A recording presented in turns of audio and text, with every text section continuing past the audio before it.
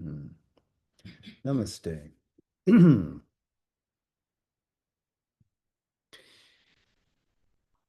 We're making progress. We have arrived in our review of the chapter titles of the Life Divine at part two of the book, The Knowledge and the Spiritual Evolution. And we have now reached the 15th chapter. It's titled Reality and the Integral Knowledge. So, reality. What is it that is real? And is knowledge within the reality necessarily integral in its origination, in its manifestation, in its denouement? We've seen in the earlier chapters, Sri Aurobindo was arriving at a view as to why it is that the Supreme Being, full of consciousness, full of delight, totally aware of its own being, would place itself in opposition to its posture in a darkened, diminutive cosmos, whatever dimensions it may be. It cannot be equal to that of its original status. How is it that it compresses itself from light into dark, from knowledge into ignorance, from delight into insentience and suffering? So he's given very good reasons, primarily that the divine wished to do it, wished to play, in a sense, hide and seek with itself, to manifest, to throw itself out in limited forms, multiply, so as to rediscover itself multiply. But still, we're left with an understanding that ignorance is a limitation of knowledge. There is no ignorance in opposition to knowledge. It is a lesser form. It cannot be a nescience, you see. It must have within it, as there is a divine presence in all beings and all levels of reality, even in the darkest night, there must be sleeping somewhere in there a light which reconnects it, which represents within it the supreme reality. So there is nothing absolutely black. There is nothing which is an utter opposition or denial of the original being. That may be a logical possibility, but it is not an ontological possibility. So if we start with the idea that the Supreme ignores itself in a way to emplace itself at the heart of what will be nature, it is a separation from the whole truth, but not from all possibility of truth. A return to integrality is necessitated by the very enginery of the cosmos, the very way that it works. And while we're upon it, we can say that even in the Sankhya system, the most ancient philosophy that we have in India, likely predates Vedanta, there is this idea that the mechanisms of Prakriti, of what we think are overt nature, arise from a supreme posture in Prakriti, which may seem in our playing with the outermost elements to be extenuations of ignorance, of darkness. But really, when you see them work, they build back colossally a structure universal in extent, that leads at least awakening individual elements within the whole system back to a stasis of enlightenment. So that built into the structure of the universe is a return path. This is also like Sri Aurobindo's involution so as to lead to evolution. A being that was infinite that becomes finite, a being that was in any way fully conscious, full of delight, now the opposite, will recover given the length of time required in the cosmos to deliver its secret self. So that return to integrality is return to fullness of nature. So we may begin from an impartite condition, arrive at a partite condition where everything is compartmentalized from another, there's maximum division, but secretly, knowledge, power, and delight, the insistence on getting something from the sap of being, from existence, leads us upwards, leads us together. So integral knowledge is ever present on every plane of being. The full truth is everywhere. Not simply is the being everywhere, but knowledge as an aspect of consciousness, as standing on itself as a reality, is everywhere. It is the truth that supports the mental, the vital, the physical in this triple world of ignorance, as we say. But it's also supporting all that's in the paradha, the higher regions, leading all the way up to the absolute itself, that which cannot be named. So reality, though, is not just that absolute at the apex and beyond the line of transcendence where all words fail, turn back confused. But it does express itself here in a cosmos. And the individual is an element in the cosmos. These three terms, the transcendent, the universal or cosmic, and the individual or personal, are meant to be sustained throughout the play of nature in the world. These are always potential, even in abstract being. They are there, held within, not expressed, but are expressed directly in the universe. And this does nothing to damage the unity, the fullness of the Supreme. So we see this in the Upanishads, Sri Aurobindo points out. We see it in the Isha and the Mundaka, the play of the one and the many, the finite and the infinite. What is a mistake of being is for the individual to make a judgment from its limited understanding, its restricted placement in the cosmic scheme, that it can judge things, that it can say, this is fair, this is foul, that is real, this is not. Because it exists in something of an illusory, we have to use that word carefully because we don't want to push people to understand that we're speaking in agreement with Shankara, but it has the sense that it is the key to knowledge. The ego is the key to knowledge. It is not.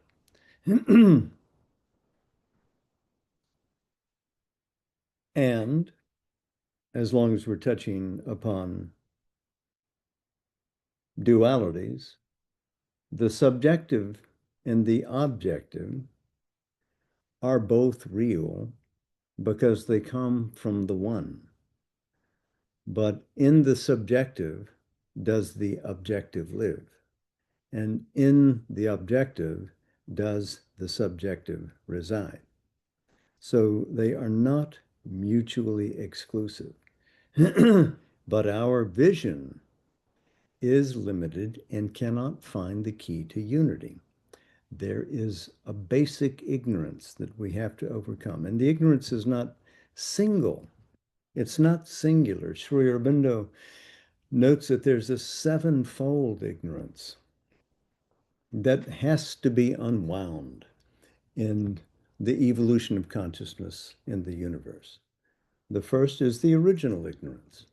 We don't remember where it is that we came from above. We don't know that state of our being. We don't have in our possession, or we are not in conscious possession by an absolute. And yet, that absolute must exist. Our first ignorance is that we've forgotten our transcendent source. The second is clearly the cosmic. We don't know the cosmos.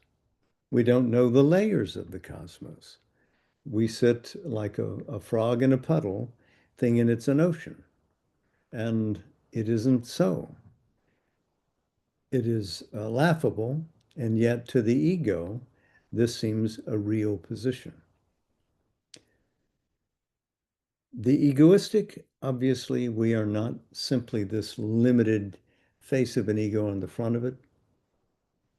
Everybody is greater than the ego they present to the world, than the style of personality.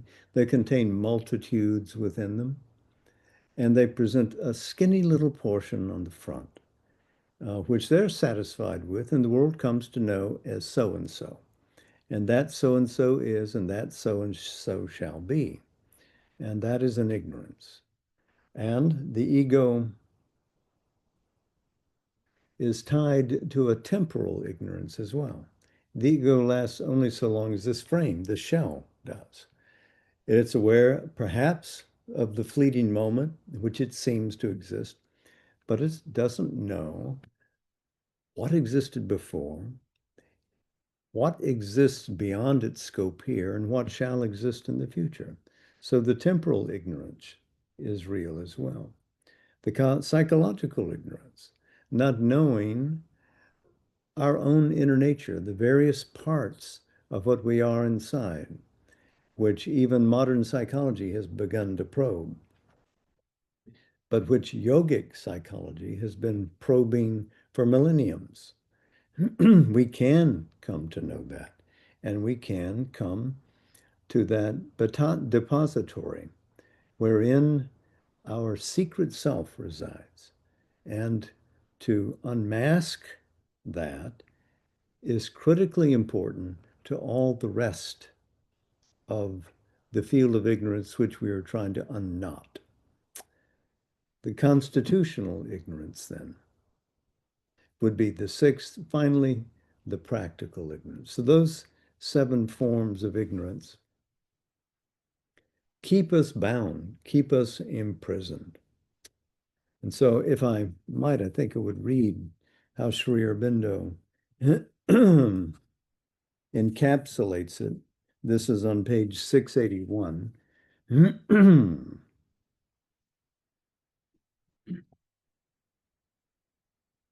Well, we won't read the whole section, but here's a brief part of it.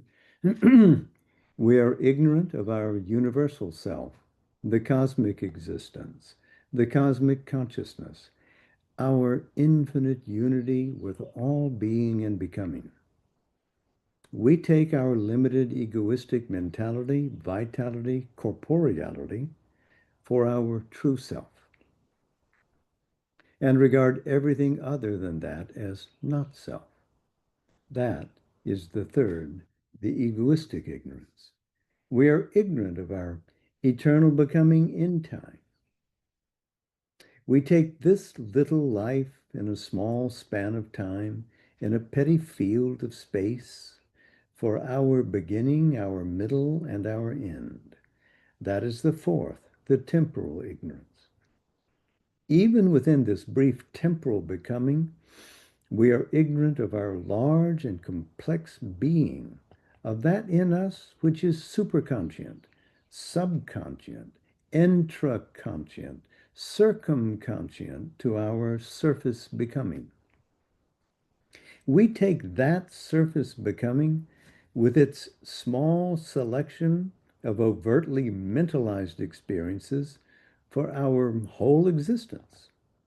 That is the fifth, the psychological ignorance. We are ignorant of the true constitution of our becoming. We take the mind or life or body or any two of these or all three for our true principle or the whole account of what we are, losing sight of that which constitutes them and determines by its occult presence and is meant to determine sovereignly by its emergence their operations. That is the sixth, the constitutional ignorance. As a result of all these ignorances, we miss the true knowledge, government, and enjoyment of our life in the world. We are ignorant in our thought, will, sensations, actions, return wrong or imperfect responses at every point to the questionings of the world, wander in a maze of errors and desires, strivings and failures, pain and pleasure, sin and stumbling, follow a crooked road, grope blindly for a changing goal. That is the seventh, the practical ignorance.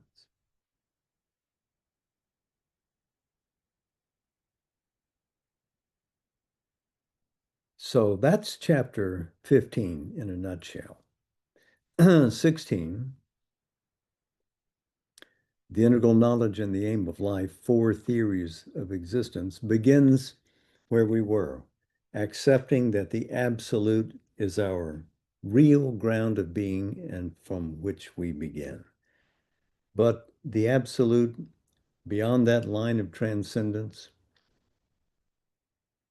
is not sheerly an indescribable something.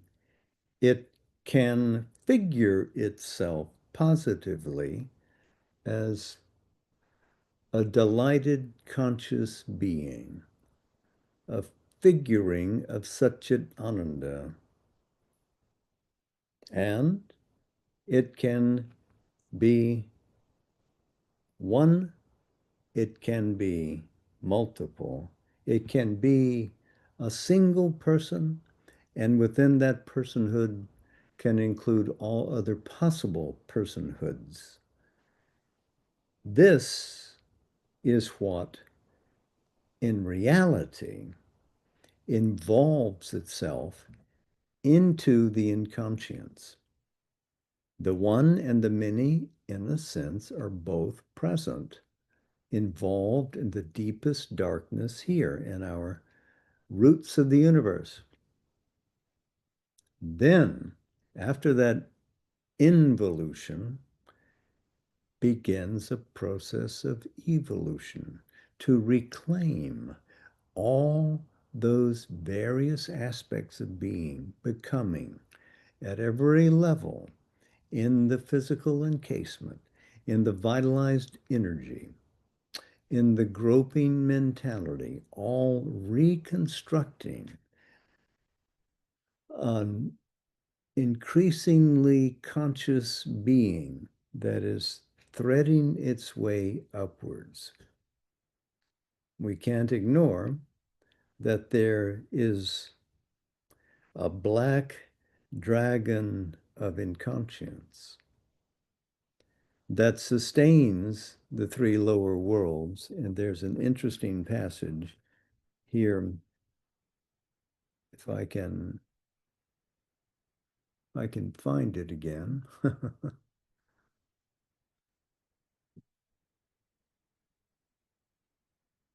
which is echoed in Savitri.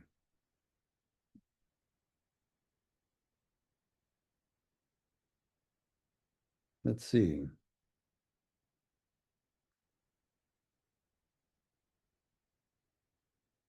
All the powers of the lower hemisphere, with their structures of the ignorance, can find their true selves only by a transformation in the light that descends to us from the higher hemisphere of an eternal self-knowledge. All these three lower powers of being build upon the inconscient and seem to be originated and supported by it. The black dragon of the inconscience sustains with its vast wings and its back of darkness the whole structure of the material universe. Its energies unroll the flux of things. Its obscure intimations seem to be the starting point of consciousness itself and the source of all life impulse. The inconscient, in consequence of this origination and predominance, is taken now by a certain line of inquiry as the real origin and creator. It has indeed to be accepted that an inconscient force, an inconscient substance, are the starting point of the evolution, but it is a conscious spirit and not an inconscient being that is emerging in the evolution. The inconscient and its primary works are penetrated by a succession of higher and higher powers of being and are made subject to consciousness so that its obstructions to the evolution, its circles of restriction, are slowly broken. The python coils of its obscurity shot through by the arrows of the sun god. So are the limitations of our material substance diminished until they can be transcended, and mind, life, and body can be transformed through a possession of them by the greater law of divine consciousness, energy, and spirit.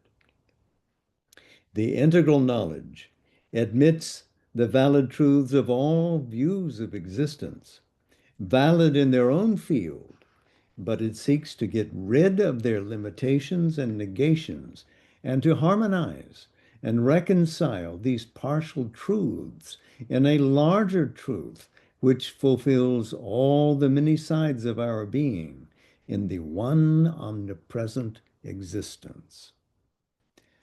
Pages 692, 693, if you want to trace that back.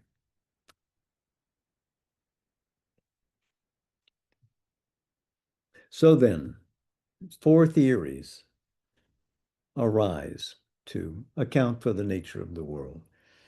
The first is the supracosmic, that thing which is beyond all, the absolute, the goal of Advaita Vedanta, that range of Brahmic being which is beyond the scope of all worlds, all measurement, all space, all time. And that is true, but it is not all. The cosmic is also true. The universal, the terrestrial, is also true. And that is an aspect which the Upanishads have repeatedly asserted, which Sri Aurobindo accepts, and which spiritual experience, if it is broad enough, also encounters and constitutes. The supra-terrestrial is a third theory, that we're here for a bit, that we live, we pass away, and then we rise to another supernal realm of being, a sort of a heaven, Vaikuntha, and in that beyond we dwell, leaving behind the world. What can we do after all about it?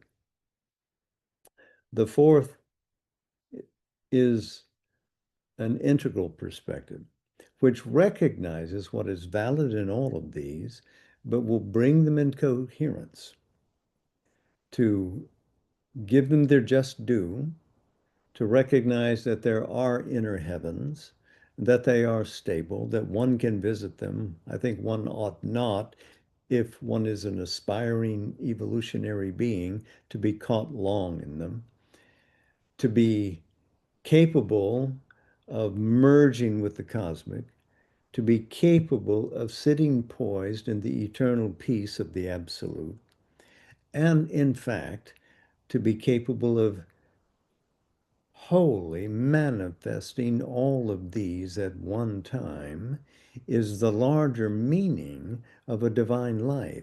Because in that way, we become truly like the divine, who is everywhere, beyond everywhere, and all these things at once. And if the individual is meant to signify in that small compass all things that are possible in the larger realms of the divine, this too must be a part of what we do.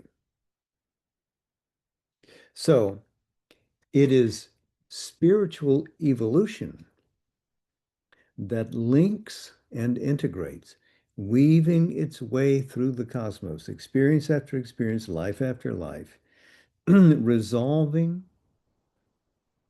all the contradictions and consolidating all captured experiences. This is what we do as we live. We evolve and grow. So those would be the four theories: the supracosmic, the cosmic, supraterrestrial, and integral, that are aimed at in this chapter. In the 17th chapter, the progress to knowledge, God, man, and nature, he's describing a triple process. There's a sophisticated formal development that leads us forward and leads us upwards. And there are aspects of what Sri Aurobindo describes here, which are interesting because they remind one of the philosophy, the theories of Ilya Prigogine and his dissipative structures, which emerged a few decades after Sri Aurobindo was writing here. You can look him up. So that would be the first, this formal development, this grasping of forms. A second would be a progressive graded consciousness. A third would be consolidation and integration of these three. So you have the form, you have progression from stage to stage, and you have consolidation and integration. All these three things must be present. And each ascent, each step forward partially changes the base on which we're working. But the radical change occurs when ignorance is converted to knowledge. That is, those 7 types of ignorance that we talked about.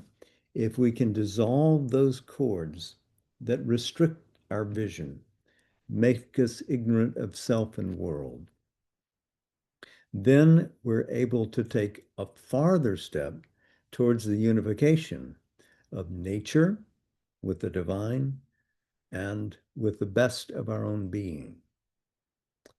So some of this, of course, has been taken up by Western mystics as well. Pierre Teilhard de Chardin, Jean Gebser, in their own ways, have formulated theories which advance the idea of an articulated evolution that's occurring within species and driven forward by individuals. So more harmony from the world of mystics to concord with Sri Aurobindo's vision. So this is necessarily, this progress to knowledge, a long process of development, which is both secret and overt. There's a lot that goes on inside us that we don't know ourselves. but can come to know. There's a lot that's solidified and made overt in our external nature, personal life, social life, and beyond. What ideas can we populate in the world that get traction and lift us towards greater forms of unity?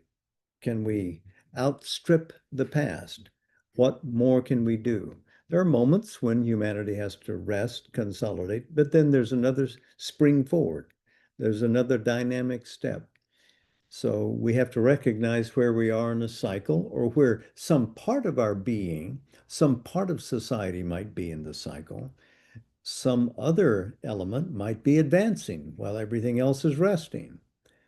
So the subtleness of this has to be affirmed.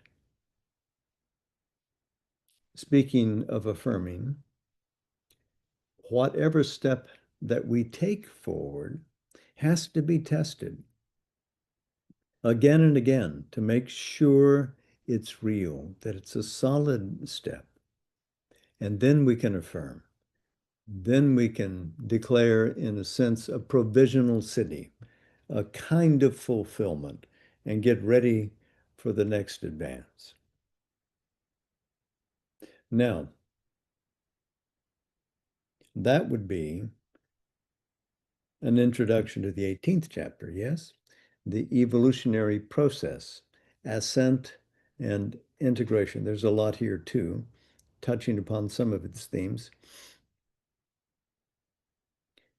We have to resolve the sevenfold ignorance. We have to deal with the original, the cosmic, the egoistic, the temporal, the psychological, the constitutional, the practical, in ways that make them avenues for growth and no longer avenues for capture. They are no longer traps, prison cells in which we must reside. We can be free. We can make them work for us. We can use them as useful depositories or an inn where we check in and spend an evening, but we don't confine ourselves there beyond. So this kind of a journey is the one that we're on. To live on a new height, we have to be liberated from our prisons. So we have to deepen, we have to heighten, and we have to widen. Mm. Excuse me.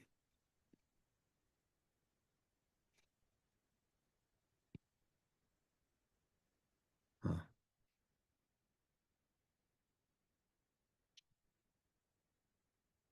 I think I want to go to page 770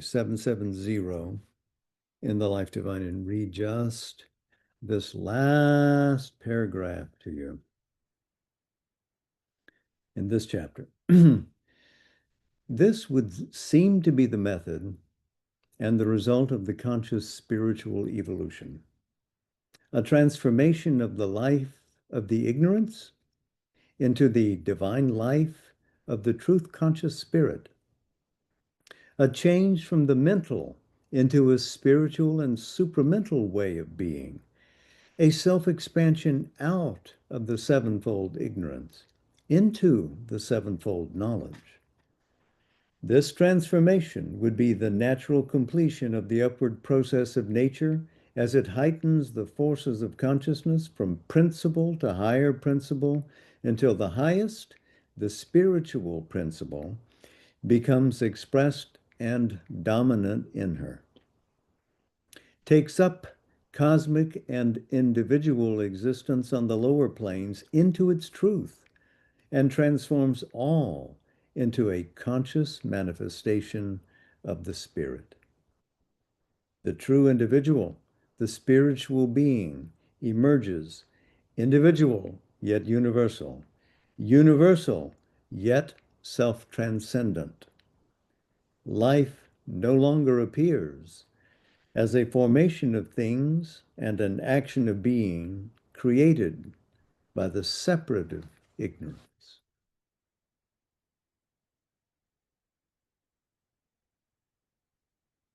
So, sufficient progress for one evening or morning, depends on where you are. I hope you're always glowing, whatever the time of day. So we'll take up next week, chapter 19, out of the sevenfold ignorance, towards the sevenfold knowledge. And we'll conclude, if you'll permit, with short passage from Savitri. We're starting basically from where we ended last time. We're in book 2, the book of the Traveler of the Worlds, Canto 14, the World Soul, and we're on page 291 at the bottom.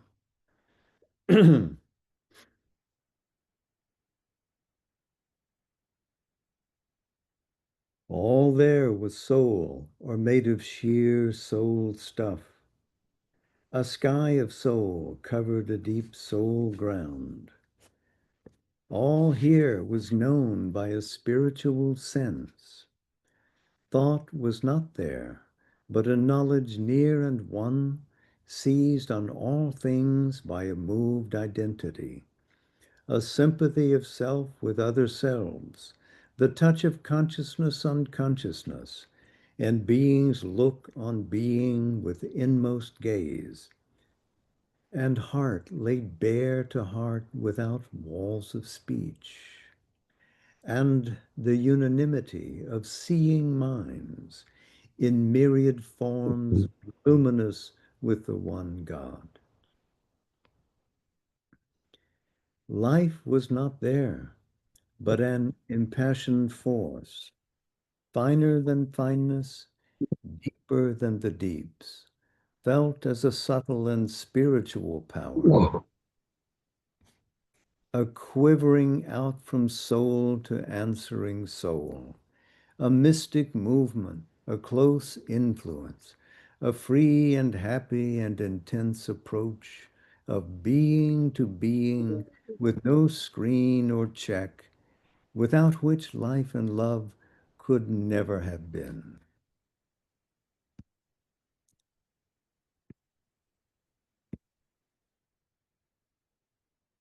Body was not there, for bodies were needed not. The soul itself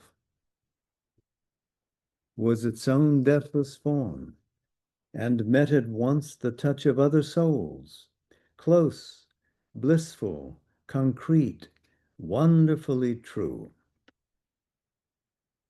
As when one walks in sleep through luminous dreams, and conscious knows the truth their figures mean.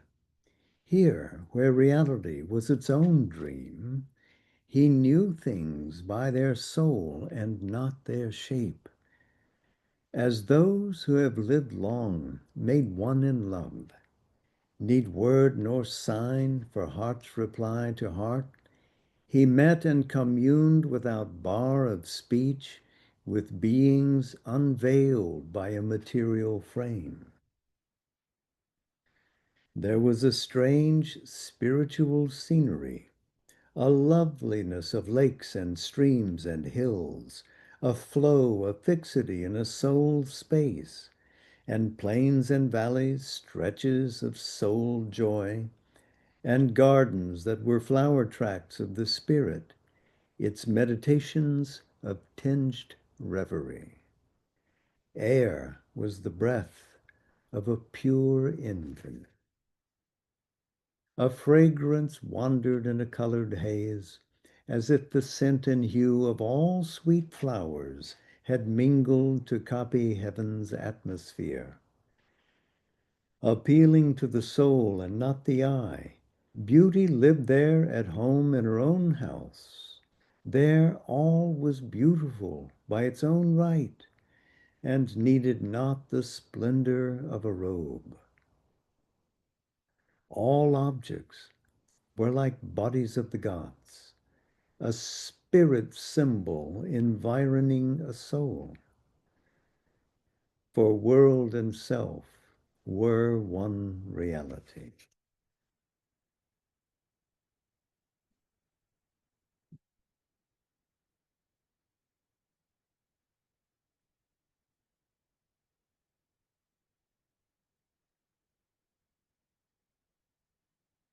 Hmm.